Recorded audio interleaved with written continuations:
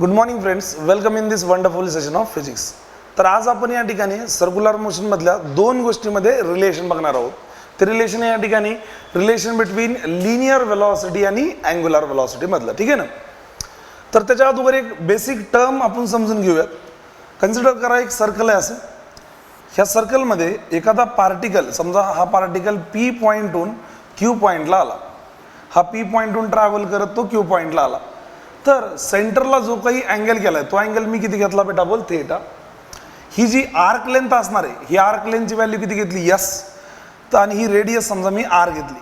तर ही जी arc length असणार आहे, arc length yes is equal to value असणार आहे रेडियस इंटू काय असणार आहे angle. That is S is equal to काय असणार आहे बेटा, आर इंटू थीटा.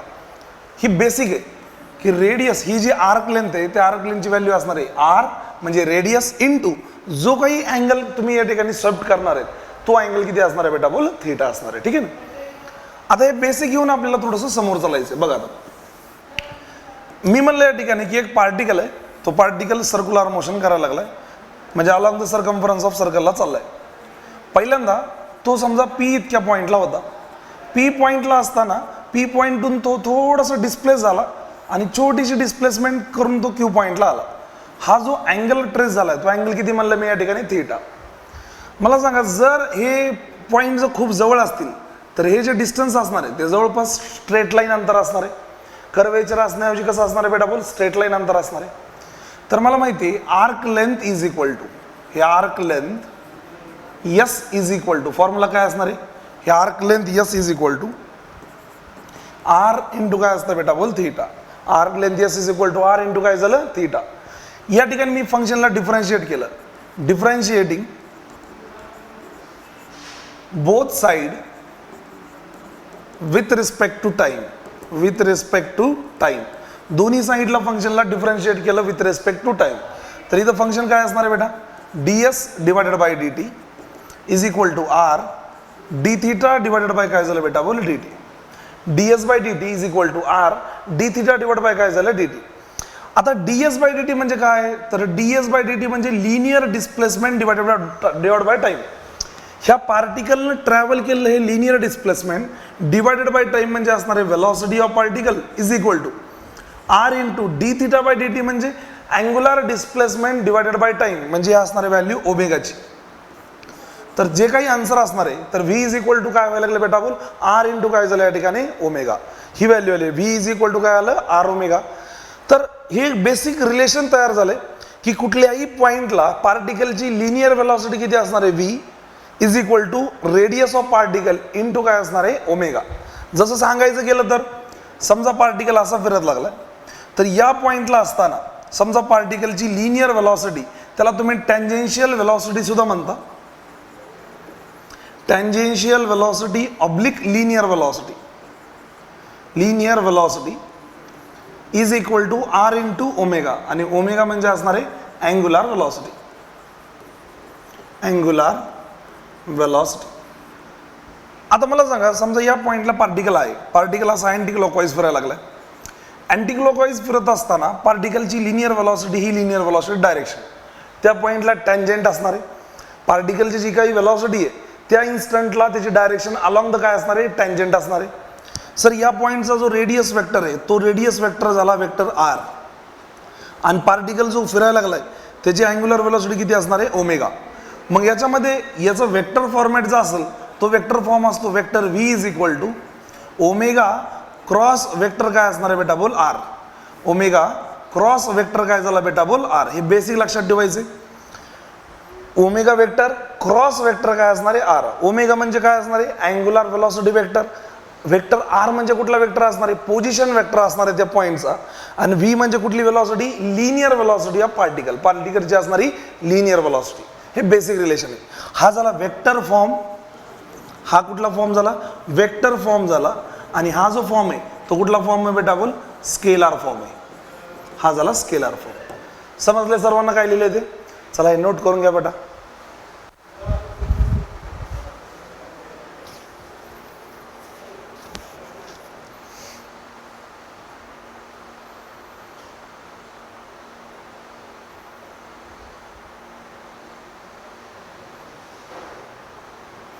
चला आता याच्यावर एक एक क्वेश्चन बघूयात. पहिला क्वेश्चन पहा.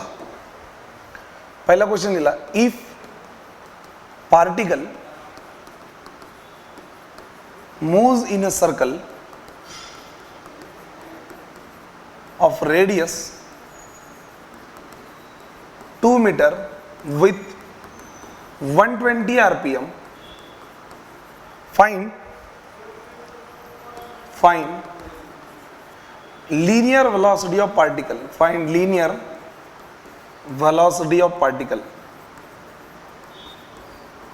Linear velocity of particle. पार्टिकलची असणारी लिनियर व्हेलॉसिटी किती असेल?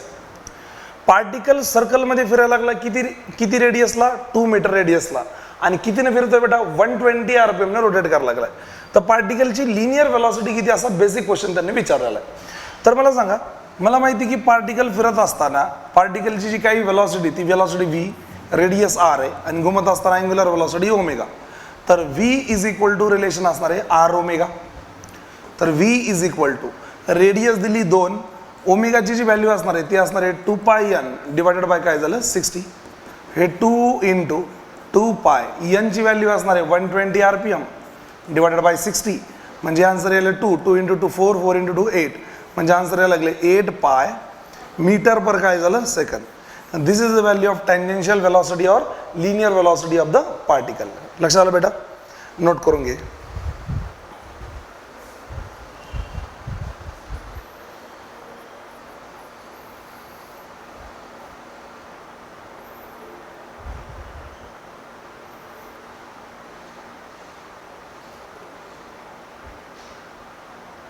झालं. नेक्स्ट क्वेश्चन आज दिलाय, इफ पार्टिकल कंप्लीट्स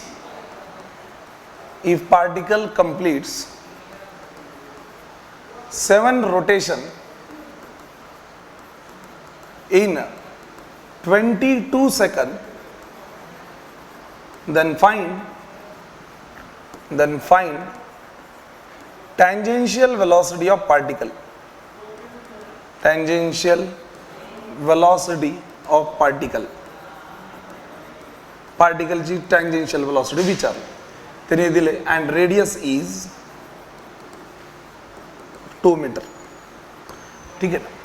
क्वेश्चन काय दिलाय की particle complete 7 rotation in 22 second.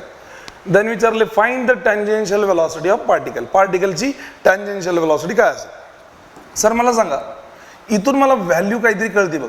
7 rotation complete व्हायला लागलेत 22 सेकंदामध्ये. मग एका रोटेशनसाठी जो काही वेळ लागणार आहे एका रोटेशनसाठी त्याला तुम्ही टाइम पिरियड म्हणता. 7 रोटेशन व्हायलेत 22 सेकंदात, तर एका रोटेशनसाठी जेवढा वेळ लागणार त्याला टाइम पिरियड म्हणता. तर क्रॉस केलं 7 into T is equal to 22. तर value of T is 22 divided by काय झालं 7. ही आली टाइम पिरियडची व्हॅल्यू. कशाची व्हॅल्यू आली बेटा? बोल टाइम पिरियडची. मग आता मला सांगा, टाइम पिरियड ऑफ पार्टिकल आल्यानंतर लिनियर व्हेलॉसिटी ऑफ पार्टिकलचा फॉर्म्युला असणार आहे v is equal to R omega. तर आर ची जी व्हॅल्यू असणार आहे ते आर दिले 2 मीटर इंटू 2 पाय डिवायडेड बाय काय असते टी, टाइम पिरियडची value 2 into 2 pi divide by time period किती दिला बेटा? बोल 22 डिवायडेड बाय काय झालं 7. पण 22/7 ही व्हॅल्यू काहीतरी ओळखीची बघ. 22 डिवाइड बाय 7 म्हणजे पायची व्हॅल्यू असते. हे पाय कॅन्सल. आन्सर किती यायला लागले 4 मीटर पर काय झालं बेटा? बोल second. 4 meter per second. It is the value of काय असणार बेटा? टँजेन्शियल व्हेलॉसिटी और linear velocity of the particle. समजलं या ठिकाणी? नोट करून घे.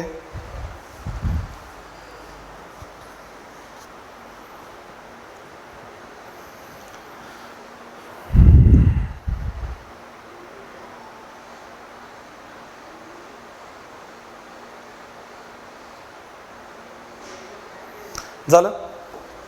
Next question, if particle moves in a horizontal circle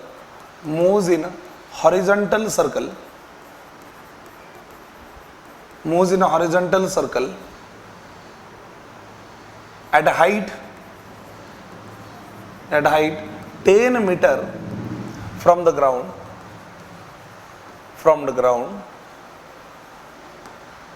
with 120 rpm. if it cut from circular motion,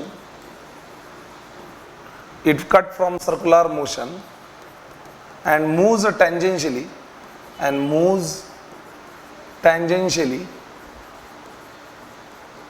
find range of particle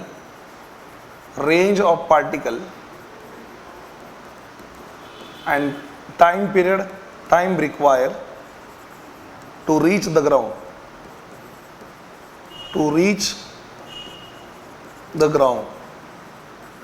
असा एक छोटासा एक क्वेश्चन बोलला, थोडासा अप्लाइड क्वेश्चन आहे.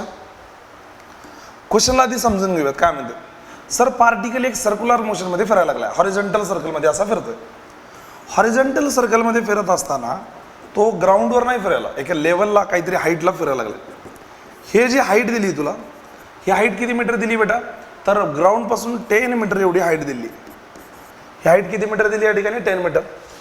ऑब्जेक्ट फिरत असताना, तो जो काही ऑब्जेक्ट आहे तो फिरत असताना त्याची जी टँजेन्शियल व्हेलॉसिटी आहे ती काहीतरी v आहे. असा विचार कर की असं फिरत असताना इथून ऑब्जेक्ट तुटला तर तो टँजेन्शियली असा जाऊन कुठं पडणार आहे, असा खाली पडणार आहे, बरोबर आहे, इथून तुटून खाली पडणार आहे. तर त्यांनी विचारले ह्या पॉईंट पासून जे डिस्टन्स आहे त्याला तुम्ही म्हणतात range of particle, he range r किती असेल, आणि दुसरं विचारलं इथून या पॉईंट पर्यंत येण्यासाठी लागणारा टाइम किती असेल, ए पॉईंट पासून बी पॉईंटला रीच करण्यासाठी वेळ किती लागेल, असं 2 क्वेश्चन विचारले.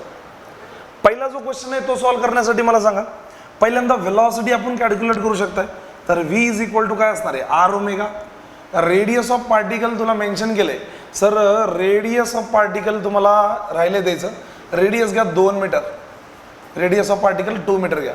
हे 2 इंटू हे 2 पाय n डिवायडेड बाय काय असणार आहे 60, म्हणजे 2 इंटू 2 पाय n ची व्हॅल्यू झाली 120 RPM डिवायडेड बाय 60. हे 2 इंटू 2 4 4 इंटू 2 8, म्हणजे व्हेलॉसिटीची व्हॅल्यू आली 8 पाय मीटर पर सेकंड. आता मला सांगा ऑब्जेक्ट इथून या पॉइंटून खाली पडलाय, तर आपण असं म्हणू शकतात की बिल्डिंगच्या टॉप मोस्ट पॉइंटून फेकल्याने झालंय. ऑब्जेक्टला बिल्डिंगच्या टॉप मोस्ट पॉइंटून फेकल्याने झालं ना, मग ऑब्जेक्ट वरून खाली पडलं. सर वरून खाली येण्यासाठी ह्या बिल्डिंगची जी हाईट आहे ती हाईट सांगितली गेली 10 मीटर, किंवा जी हाईट असणार आहे किती हाईटून फेकले 10 मीटर. तर मला सांगा प्रोजेक्टाईल मोशनचा क्वेश्चन आहे हा. ऑब्जेक्टला वरून जर फेकलं आणि खाली येण्यासाठी जो काही टाइम लागणार आहे त्या टाइमची व्हॅल्यू असणार आहे टी इज इक्वल टू किती असतो, √2h डिवायडेड बाय काय झालं g, म्हणजे √h ची जी व्हॅल्यू असणार आहे ती किती असणार आहे 10, आणि g ची व्हॅल्यू किती असणार आहे बेटा, बोल 10 कॅन्सल, म्हणजे √2 सेकंद एवढा वेळ लागणार आहे ऑब्जेक्टला बी पॉईंटला पोहोचण्यासाठी. मग एवढ्या वेळात ऑब्जेक्टनं जी काही हॉरिझॉन्टल डिस्टन्स कव्हर केला असेल, हे horizontal distance is equal to, आठवते का projectile motion, kinetic motion in straight line झाल्यानंतर टॉपिक शिकला होता बघ प्रोजेक्टाईल मोशन. त्या प्रोजेक्टाईल मोशन मध्ये आपण बघू शकतात की जी काही व्हेलॉसिटी असणार आहे, जे काही डिस्टन्स ट्रॅव्हल असणार आहे हॉरिझॉन्टल साईडला त्याला तुम्ही रेंज म्हणता. रेंज इक्वल टू हॉरिझॉन्टल साईडची व्हेलॉसिटी इंटू काय असणार आहे बेटा, बोल time. Horizontal velocity into time. Horizontal व्हेलॉसिटीची व्हॅल्यू 8 पाय इंटू काय झालं बेटा, बोल √2, म्हणजे रेंज आली 8√2 पाय मीटर पर, फक्त आन्सर कशात असणार आहे मीटर. That's it. समजलं बेटा काय लिहिलं ते, चला नोट करून घ्या.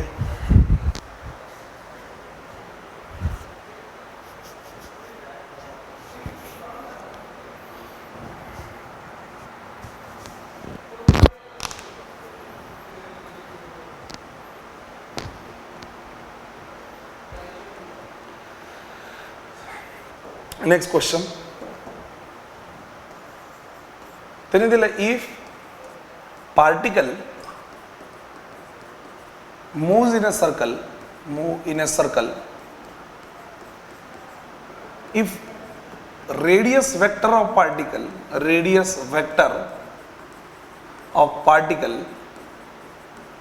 at instant is vector r is equal to 2i cap plus 3j cap, and angular velocity is omega is equal to 8 K cap, 8 काय दिले K cap. Then find linear velocity. Then find linear काय बेटा बोल velocity. You have to find the linear velocity. असा एक simple question दिलाय. त्यांना म्हणलं की एक पार्टिकल असा सर्कलमध्ये फिरायला लागला. हे पार्टिकल सर्कलमध्ये असा रोटेट होते. पार्टिकल सर्कलमध्ये रोटेट होत असताना पार्टिकल कुठल्या तरी एका इन्स्टंटला इथं थांबलेला आहे. ठीक आहे ना. त्याचा जो काही पोझिशन वेक्टर आहे, हा पोझिशन वेक्टर तुला दिलाय वेक्टर आर. त्याची व्हॅल्यू दिली तुम्हाला या ठिकाणी vector R is equal to 2i cap plus 3j cap. हे 2i cap plus 3j cap. दुसरं सांगितलं की पार्टिकलची अँग्युलर वेलॉसिटीची डायरेक्शन 8 के कॅप आहे. म्हणजे 100% अँग्युलर वेलॉसिटी बाहेर यायला लागली म्हणजे पार्टिकल असा अँटी क्लॉकवाईज सेन्समध्ये रोटेट करत असला पाहिजे. ओमेगाची व्हॅल्यू दिली 8 के कॅप. मग मला सांगा आता या इन्स्टंटला वेलॉसिटी वेक्टर विचारलाय. तर मला सांगा velocity vector is equal to काय असते, वेक्टर ओमेगा क्रॉस वेक्टर काय असणार आहे R. Vector omega cross vector काय असतं बेटा बोल आर. हे पाहिलं ना तुम्ही, हे इथं वेक्टर ओमेगा क्रॉस वेक्टर काय असणार आहे आर. तर हे घेऊन मी समोर सॉल्व्ह करायचा प्रयत्न करतो. बघा सर, आता क्रॉस प्रोडक्ट घ्यायची पद्धत माहिती आहे. डिटर्मिनंट घ्या. पहिली रो असणार आहे आय कॅप, जे कॅप, के कॅप. दुसरी रो ओमेगाची असणार आहे. सर इथं 8 के कॅप आहे ना, 8 के कॅप म्हणजे 0 आय कॅप लिहिता येते, 0 जे कॅप प्लस 8 के कॅप. काही आय कॅप नाही म्हणजे 0 लिहिलं चालतंय ना. तर 0 आय कॅप प्लस 0 जे कॅप प्लस 8 के कॅप. मग मी लिहिलं 0 0 8 आणि दुसरी लाईन लिहिली या ठिकाणी आरची, हे आरची, हे 2 3 आणि काही नाही म्हणजे असं लिहितं ते 0 के कॅप. तर मी 0 लिहिलं. आता याला सॉल्व्ह करायचं. पहा सॉल्व्ह करायची पद्धत कशी, आय ही लाईन सोडा, ही लाईन सोडा, हे क्रॉस जायचं. हे आयला धरलं, ह्याची आईचा रो आणि आयची कॉलम सोडली. 0 × 0 0 मायनस 8 × 3 24. येताना मायनस जे कॅप घ्यायचं. तर जेची रो सोडली, हे बघ जेची रो सोडली, जेचा कॉलम सोडला. 0 × 0 किती आलं 0 मायनस 8 × 2 किती आलं बेटा बोल 16. त्यानंतर प्लस के कॅप. के कॅपची व्हॅल्यू काय असणार आहे, ही रो सोडला, हा कॉलम सोडला. 0 × 3 0 मायनस 0 × 2 0. मग आन्सर जे यायला लागले बेटा, sir velocity vector is equal to -24 i cap, पलीकडल्या साईडला मायनस मायनस प्लस 16 जे कॅप प्लस 0 × काय झालं के कॅप. म्हणजे वेलॉसिटी वेक्टर माझ्याजवळ आला -24 आय कॅप प्लस 16 × काय झालं बेटा बोल जे cap. This is the value of काय असणार आहे वेलॉसिटी वेक्टर. समजले सर्वांना काय लिहिलंय ते, नोट करून घ्या बेटा.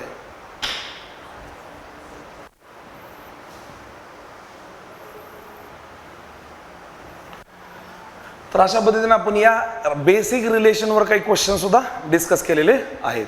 तर बाकी याच्यानंतरचा नेक्स्ट बीट उद्या आपण डिस्कस करूया. तोपर्यंत आपण थांबूया. धन्यवाद बेटा.